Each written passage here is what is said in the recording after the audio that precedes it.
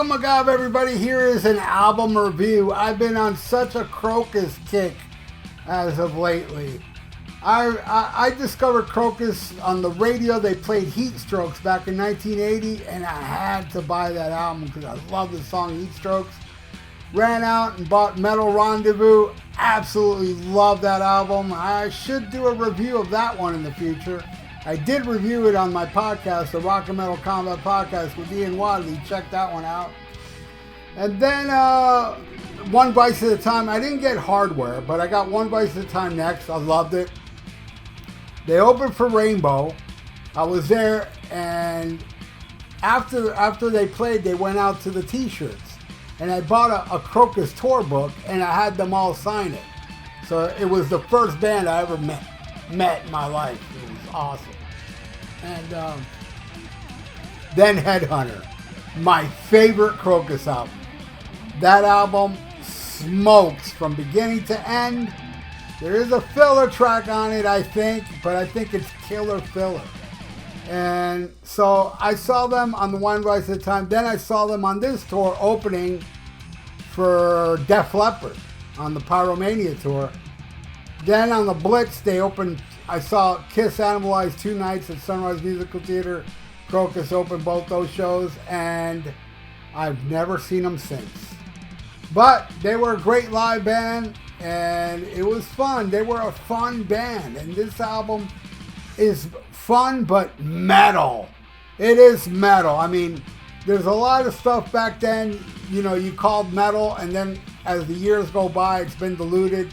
And it's not really metal anymore. Like AC/DC is a good example. Even though Krokus, I mean, they wrote a lot of AC/DC type songs. Like Long Stick Goes Boom is it's like a killer AC/DC song that AC/DC never wrote. But this album is metal. It's metal. It hasn't been diluted in the times, you know, it's remained a killer metal album. And I absolutely love Headhunter. And now I'm going to review it for you. And it starts with the title track, Headhunter, which is a killer opener. It's fast. It's cutthroat. Right out of the gate, this album means business. And I love Mark's voice on it. Mark's got an awesome voice. And yeah, I just love Mark's voice. He is awesome. And this is an awesome track, Headhunter. All right, next, Eat the Rich, a stone cold traditional metal classic. It's an anthem, and that video, it's an insane video, which there is a sequel to that video to the next song. But killer solo section, probably my favorite song off this album is Eat the Rich. And before I get into the next song, this is for the ladies out there. Singer Mark Storace loves singing, the sun, the sea, nightlife, sex, red wine, and candlelight. All right, ladies, keep it in your pants. All right, the next song is, I would think, the most popular Krokus song, Screaming in the Night, which has a bizarre video, which is kind of like the sequel to the video of Eat the Rich, where what the hell are they playing? It's weird instruments. It's just a bizarre video that MTV played the hell out of back in the day. They got a lot of promotion on this song. And Screaming in the Night was pretty popular, man, at the time. And yeah, it's a power ballad before there were power ballads. And this is a power ballad done right. It's a righteous track. I absolutely love this song. It's great and deserves to be their most popular. And Jimmy Jamison does backing vocals on this tune. And on the next song, Rob Halford does backing vocals, Ready to Burn. I love this song. It's a good time metallic track. It kicks all kinds of ass. I love, you know, the lyrics like, she's real heavy metal. I love, man, back in the day, man, when you would hear heavy metal sung in a song, to me, that was the coolest thing ever. You know, it's like, yes! You know, like Saxon Heavy Metal Thunder and this tune. It's just the best. Keel had a song called Metal Generation. Love it. All right, Ready to Burn, kicks ass. Next, we flip the album over and it's Nightwolf, another fast, kick-ass track to kick off side 2. Hard driving, fist pumping track, killer chorus. Nightwolf, Nightwolf, burn it with desire. Awesome tune. Absolutely love Nightwolf. Probably my second favorite track off this album. Alright, the next one's a cover song, Stayed Awake All Night, which is a BTO cover, which, believe it or not, I've never heard till right before I started doing this review. I said, oh, let me hear BTO's cover, because I never heard it. And it's good, but I don't know. Maybe it's because I'm so used to this version. I like the Krokus version more. And this song is like a soundtrack tune to what me and my friends were doing back then. We lived this song. We stayed awake all night. We partied. We did drugs. I'm glad I lived through it. Not all my friends did. Like, rest in peace, Pete. You know, I mean, he hung out with us, but then he got into the heroin stuff. And I remember, man, heroin, Pete, and a couple other people that I wasn't really too familiar with. But Pete was a good friend of mine. But he started doing heroin, man, and injecting. And I knew even back then not to fuck with that.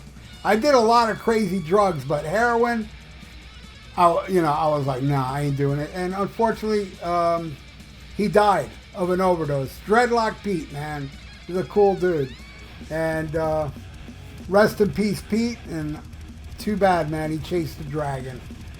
But Stayed Awake All Night, it brings back great memories of just partying all night with my friends and blasting this song and album. Good times, man. All right, next, Stand and Be Counted, which is, this one I think is filler, but it's killer filler. It is not a skippable track.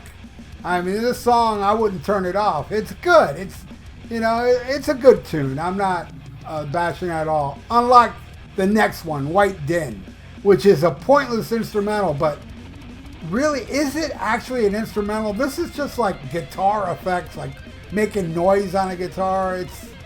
It's pointless. It would have been better if it was just part of the last song, Russian Winter, like add them both together and just call it Russian Winter, or call it White Din / Russian Winter. But the last song is Russian Winter, which I love this song. It's a cool last track. Killer tune to close out this killer album. Awesome stuff, man. So there you go.